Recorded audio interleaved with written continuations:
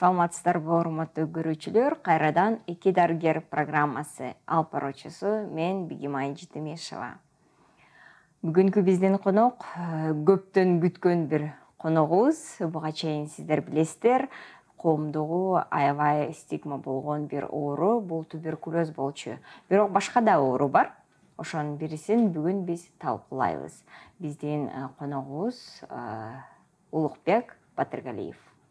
Саламатсызбы? Өзүңүз жөнүндө бир аз тааныштырып кетсеңиз.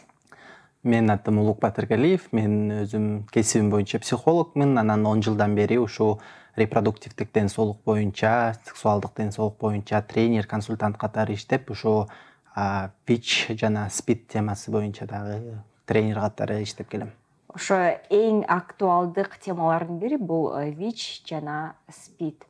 Ошол жөнүндө талкуулайбыз. Дегенде ВИЧ деген эмне, СПИД деген эмне? Негизи эми ВИЧ жөнүндө сүйлөшсөк, биринчиден ВИЧ бул вирус иммунодефицита человека, адамдын иммунитетинин жетишсиздигинин вирусу деп коет. Бул вирустун кандай десем мындай жаман жери десем болот. Бул деген адам вирус катары адамдын организмине кирет дагы, ошо организмдин ичиндеги иммундук системасын өлтүрө баштайт акырындан. Бул ошо вирус деп коет. СПИД болсо бул синдром приобретенного иммунодефицита деп коет. Негизи башында ВИЧ инфекция дейбиз, анткени ал вирус анан инфекция катары эле, анан аны мисалы убагында дарылап, убагында токтотуп койбосо, ал деген СПИД стадиясына өтүп, ал деген оору катары эсептелинет. Болжомолу ВИЧ инфекциясы болгондо адам 18, 20, 30 жылга чейин жашай берет да. Дегенде сиз түшүндүрдүңүз, тарыхы бир аз айтып берсеңиз. Эми бул 1982 эле ошондо жылдары пайда болгон. Бунун азыркы күнгө кайсыл жактан келген, кантип пайда болгону далили эле жок. Бир нече гипотездер бар. Мисалы маймылдардан келген, анан жанагындай башка дагы бир НЛО, анан тиги булардын баары алып келген, же биооружие катары жасалган тиги деп. Бирок эми бүт эле вирустарда эле жер жүзүндөгү, мисалы ковид деле ошондой болуп чыкпады бир жерден. Бул дагы мындай белгисиз да. Негизинен эгер айтсак, бул вирус, ВИЧ инфекциясы негизи эпидемия дүйнө жүзүндө. Анан Кыргызстанда дагы азыр эпидемия болуп бартат. Ошо биздин жайылышы боюнча. Биздин Кыргызстанда мисалы үчүн канчанчы жылдан баштап ошо байкалды мисалы үчүн? Эми мен билишимче 1991 жылдан баштап ушунун баардыгын эми өзүбүздүн эгемендүүлүгүбүздү алгандан баштап эле бул ВИЧ инфекциясын карап, бүт баарын жазып каттоого алышканда, бизде ушу республикалык жана борбор бар, СПИД центр деп коет, ошолор өзүнүн атайын аймактагы отделениялары менен ушу ВИЧ СПИД тармагында өзүнүн жумушун алып келет да. Анан эгерде мисалы Кыргызстан жөнүндө сүйлөшсөк, бүгүнкү күнгө 11 миңден ашыгыраак ВИЧ инфекциясы бар адамдар бар. Эми бул деген эң башынан баштап катталган адамдар да, случайлар. Бирок кайра эле статистикага ишенбеш керек деп айтпайм, бирок статистиканы дайыма 8 же 10го көбөйтүш керек да.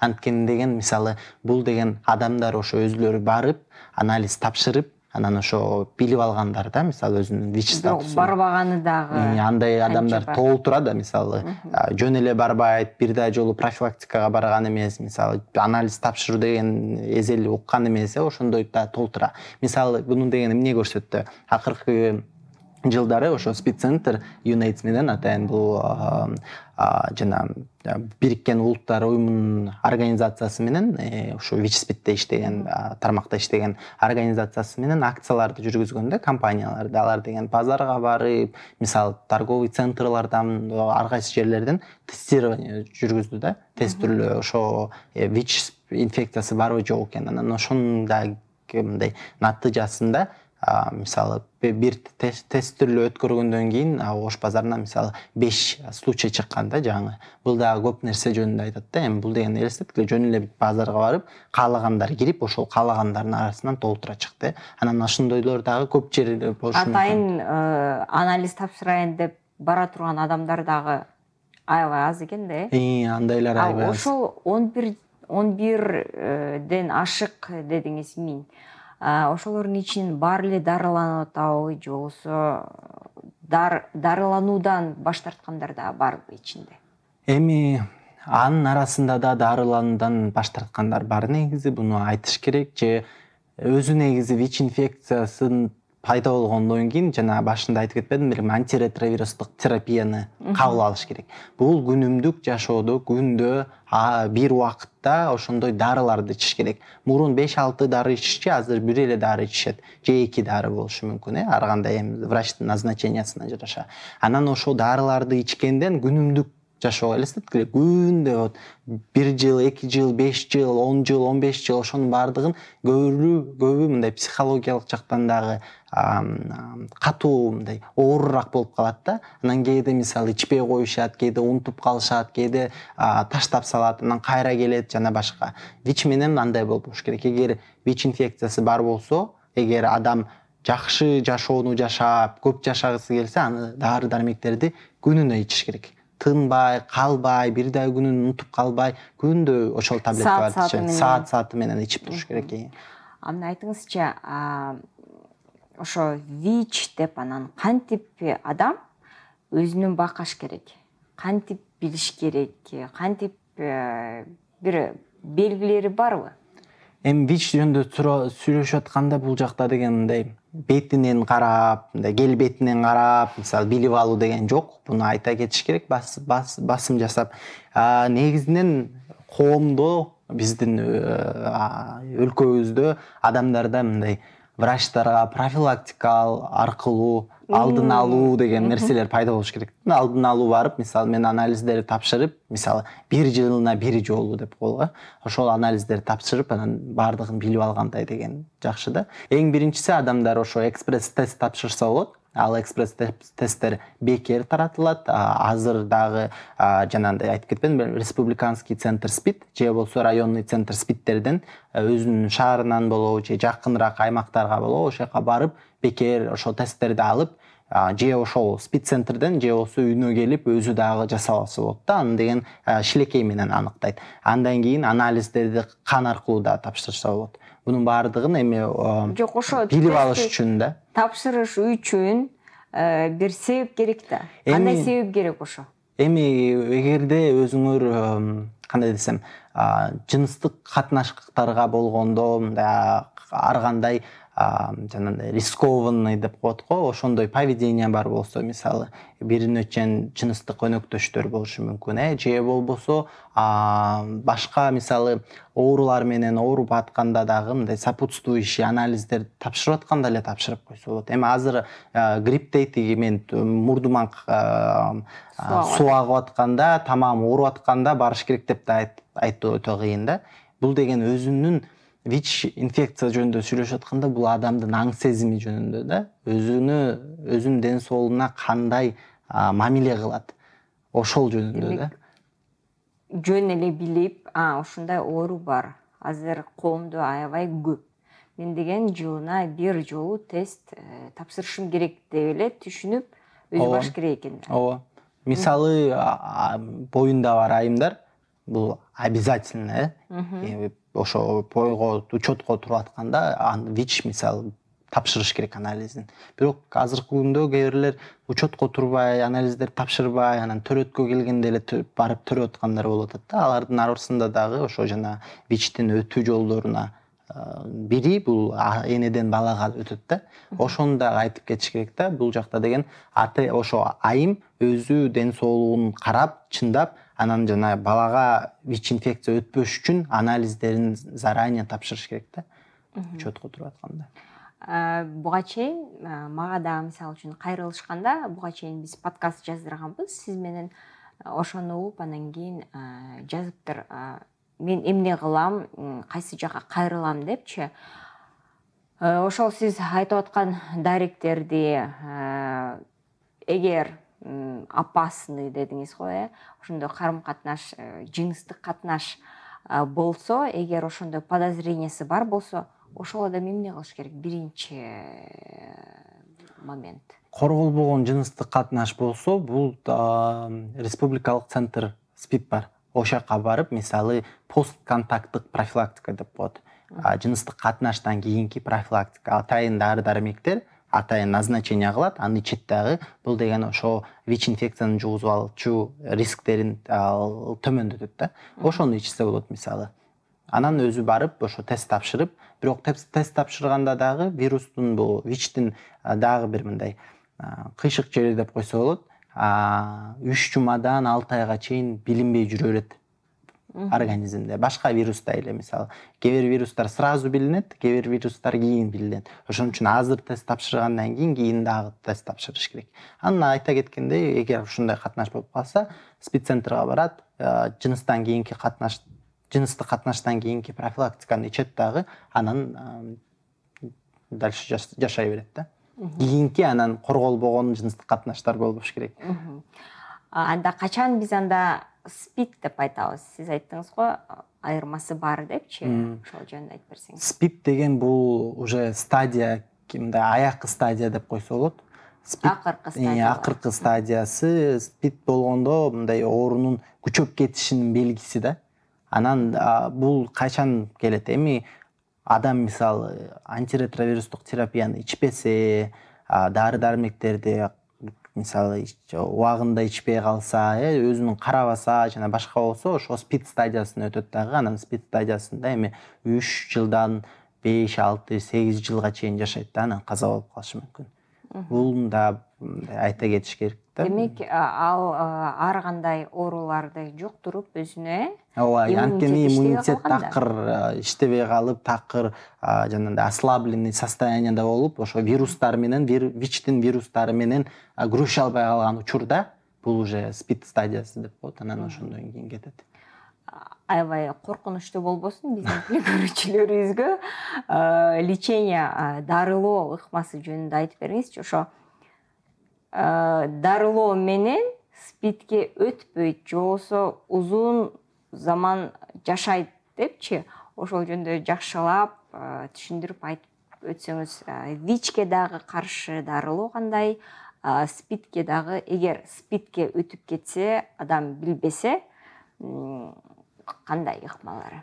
Эми башында СПИД тууралуу айтып кетейин, бул оор болуп калат да, анткени мындай өрчүшүп кеткен стадияда келсе, мисалы адамга жардам бериш кыйын. Мисалы больницага инфаркт менен түшкөн адам болсо, мисалы уже острый состояниясында аны куткарыш мисалы оорураак болуп калат да, ошондой эле бул жакта дагы.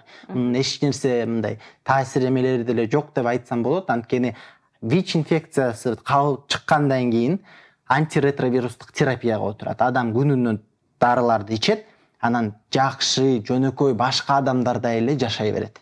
Эгер ошонун баардыгын кылып ичип турса. Анткени биз бул ВИЧ инфекциясы жөнүндө сүйлөшүп атканда вирустук жүктөмө жөнүндө да айта кетишибиз керек да. Вирустук жүктөмө же нагрузка деп коет.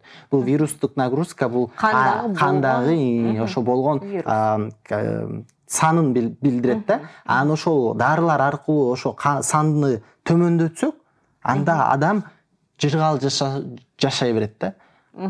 Өзүнүн өнөктөшүн дагы ВИЧти жуктурушу төмөндөйт. Жана балдарына мисалы төрөп атканда жугуу деген да жок болушу мүмкүн да. Ошондуктан антиретровирустук терапия бул абдан маанилүү да ВИЧ инфекциясы бар адамдарга. Ошол сөзүңүздү айтайын, деги боюнда бар аял же болбосо аял киши эгер ВИЧ оорусу менен ооруп калса, ретровирустун терапияны өтүп жатса, анан кийин вирус канда төмөн болсо, ал ойлонбостон балалуу болуп, анан кадимки жол менен төрөйт экен да. Эми кадимки жол дегенде биз естественный роды деп коебуз да, кадимки жол. Бирок деген вирусы, ВИЧ инфекциясы бар айымдар мисалы боюнда оор болуп төрөп атса, антиретровирустук терапияны ичет, анын балага таасири эч кандай жок. То мифтер да чыгып атыптыр, анан кийин балаң мындай төрөлүп калат, тигиндей төрөлүп калат. Бунун биринчиси. Экинчиси, ошо терапияны ичип аткандан кийин ошо канды төмөндөйт, балага берилбейт кан аркылуу. Анан бирок төрөтүп атканда кесарево аркылуу төрөтөт да. Анткени естественный роду болгондо риск болушу мүмкүн, кан менен все равно взаимодействие болушу мүмкүн. Бирок эми ар кандай учурларда болушу мүмкүн. Анан төрөгөндөн кийин эмчек эмизген да болбойт да. Анткени эмчек эмизип атканда сүт аркылуу дагы мисалы вирус берилиши мүмкүн. Бирок кайрадан эле вирустук нагрузканы төмөндөтсө, прям 0,00 кылып түшүрсө, мындай понятие бар да, эгер 0 болсо, анда башка адамдарга берилбейт дегенди билдирет. Бирок кооптонуп туруш керек, мындай өзүбүз дагы карап ошонун бардыгын. Эми бун деген мен азыр айткан, бул аябай частный случайлар да. Эми бир баарына тең эле бирдей боло бербеши мүмкүн. Ошондуктан обязательно дарыгерге учетко туруш керек, спеццентрларга учетко туруш керек. Ошо дарыгерлер өзүлөрү ошо силердин бүт айтып түшүндүрүп берет да, бүт баарын тастыктап. Баарына бирдей эле дарыбы, ошол дарыны кайсыл жерден алат? Аптекалардын барып эле ала берсе болобу? Эмнеге айтып атам, себеби дегенде биздин элдерибиз жакшы көрөт да, өзүн өзү дарылаганды жакшы көрөт да, анан кийин абдан акылдуу, баары врач болуп кеткен. Сиздердин учуруңуздарда кандай? Дарыларды врачтар мисалы анализ тапшыргандан кийин, биринчи шилекейден кандайын тапшыргандан кийин ВИЧ бар десе, врачтар спеццентрде аны жазып берет. Ошо рецептти. Анан рецептти барып, ошол эле спеццентрлерден дарыларды алып алса болот. Бекер дарыларды алат. Негизи аптекалардан барып, мисалы же дагы бир жерлерден непонятный жерлерден сатып алып, өзү ичип, мындай коркуу сезими көп да коомдо. Анткени бизде деген ВИЧ инфекциясы бар десең, элдин баары чочуркайт, жана башка стигма качат, мындай басмырлоо болушу мүмкүн. Андай негизинен жок болуш керек, жок болуш керек да. Анткени канчалык көп болсо, коомдо ошо ВИЧ инфекцияны табыш кыйыныраак болуп калат. Ошондуктан баардыгы коркпой спеццентрлерге барып эле ошол жактан дарыларды алып ичсе болот да. Анан башка жерлерден алып алса, эми деген билбейсиң да, туура дарыларбы, ичинде эмне, кандай бу. Андай сатпаса да керек, негизи рецептсиз эми алса болбойт. Анан өзүнүн дагы атайын дарылары бар. Баарына бирдей эле болот, же болбосо ал дагы индивидуалдуу? Жок, баарына негизи бирдей эле дармектер жазылат. Бирок эми ар кандай дагы бир случайлар аркылуу да, мындай частный случай деп коет го врачтарда. Ошо частный случайден аркылуу переносимость, непереносимость деп. Ошондо кандай жолдор менен берилет? Жана кантип өзүбүздү коргой алабыз?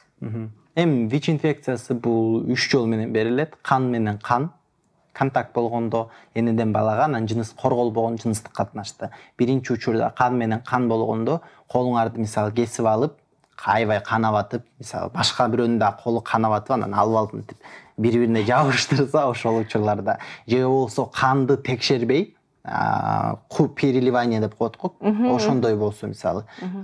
Же башка учурларда мындай кан менен кан болуш керек да, ошо ачык эшик деп коет да. Мына менин каным, башка адам каны бири-бирине өтүп, анан ошол аркылуу кан аркылуу вирус өтүп кетти деп айта алабыз да.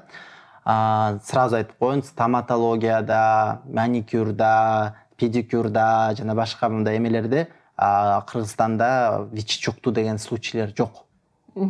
Ошону сурайын деп аткам. Стерилизация жана бүт эменин баарын жакшы кылат, ошон үчүн андай учурлар жок болчу да. Эми ВИЧ инфекция жөнүндө эле айтып атам.